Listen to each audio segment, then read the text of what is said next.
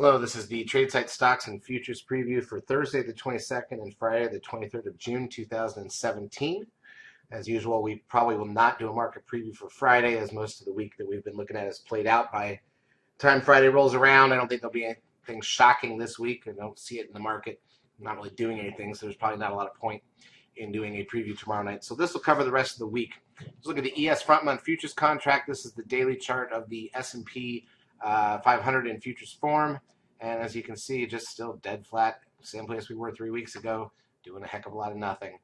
We'll look at all the major indices on the daily charts here, and then we'll take a look at the intraday action and talk about what's left this week in terms of economic data. So here is a look at the crude oil numbers. Crude oil gained 7 cents back to 42.60, but still hanging near the lows of the last year. Actually, when you really look at it, crude oil has been in a $12 range for a year. That's not normal. That's a long time to be stuck down there. So it's overall not very volatile. We've got gold up $3.20, which is a blip on gold. This is what's funny about today. What a strange day this was on Wednesday. The S&P loses 1 point, basically nothing. Decliners led advancers. We'll look at that in a minute. There were way more stocks down than up by over 1,000 in the market, and yet the Nasdaq 100 up 56 points, which doesn't save this index, by the way. It's still kind of a mess. Easy for it to roll and break the lows of last week, which would be ugly. But it gets this done on the biotech index. So the SOX was up 12, which is just a blip on the SOX. But look at the biotechs, up 128. There's that breakout we've been looking at. Hit a huge winner in the IBB. That's the biotech ETF today. And look at that, just finally, after just nothing for months, as the rest of the market rolls, the money moved into biotechs, at least for a day or two. We'll see what happens. No idea why, by the way. The VIX down 11 cents at 10.75. That's still basically indicating untradeable conditions. Trend closes at 1.26 with the 10-day moving average at 1.21. Nasdaq volume, mostly because of the biotechs, overall 2.4 billion shares. That's good volume.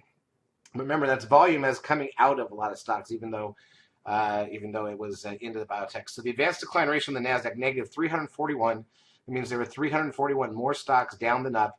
Meanwhile, on the New York day, negative 873, one of the most negative days we've had in quite a while, except for the day before. So 2 days in a row with really bad advanced decline ratio on the New York stocks, and yet we're up huge on the Nasdaq. Google did gain $9.60. Amazon was up a blip. That's 86 cents. Not a big deal. Amazon up $9.64. We're going to start talking about Amazon, just like Google. $9 is just a blip anymore. Netflix up $2.98. Tesla up $4.16, holding near the highs. TLT, the 20-year bond ETF, up 26 cents. The Dow was down 57, helped down by Goldman Sachs, which lost $2.60. All right, let's look at the intraday action. So this is the tale of two markets. Here's the ES. Tiny gap up, filled early. The first hour is dead stuck in a 4-point range. We try to take out the highs, but we can't. We roll over after the oil numbers hit and then come back to the mean as we head into lunch. We've basically gone nowhere at that point. We dipped over lunch and came back a little bit. Compare that to the NASDAQ. Look at this. Let's look at the NASDAQ futures. Here they are.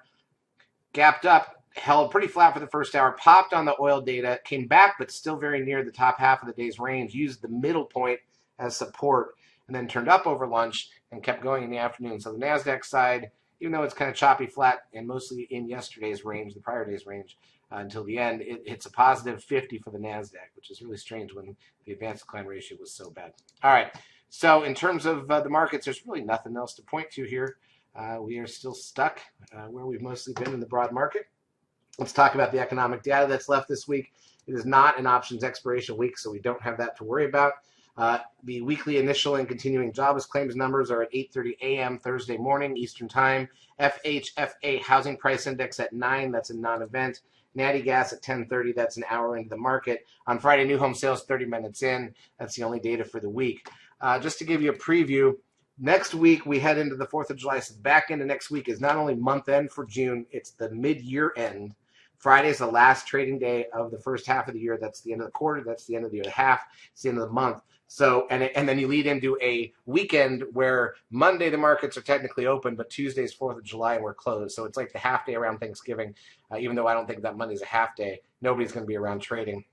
People will start to leave Wednesday or Thursday with the quarter ending. Prices should get pegged for the statements by Wednesday or Thursday. Friday's going to be a joke. So we're going to post our schedule for stock picks in the stock report tonight for what's left of what we're going to be looking at that week. Remember, with 4th of July on a Tuesday, not next Tuesday, but the one after, that whole week is probably going to be one of the lightest of the year.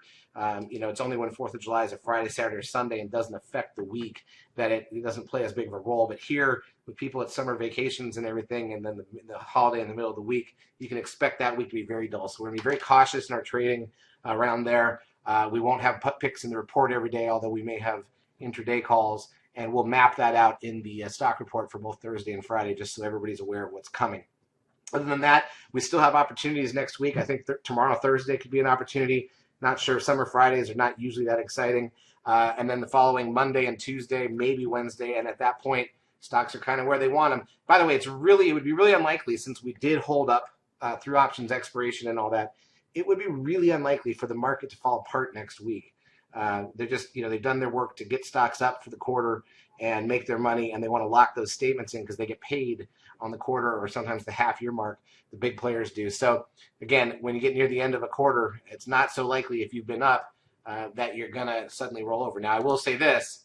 Here's the Nasdaq Futures. Remember, this is not, or let's just look at the NDX, right? This is up for the quarter. Look at the end of March to April, although we did come back a bit last week, okay? But they don't want to let this slip. Also, anybody who invested in biotechs with the surge the last 2 days, that's going to help them out. S&P, up a little bit for the quarter. I mean, let's be honest, we're only up maybe 100 points for the quarter, which is a blip. So it's not that exciting, but it's enough that they probably won't sell it off. And if there's a sell-off coming, it'll start after the statements print and we're going to July. Maybe not that first week because everybody will be gone. Who knows? Charts, as usual, brought to you by eSignal. If you've not yet taken a trial of our services, feel free to do so. We will help you out for a couple weeks. Have a great trading Thursday and Friday.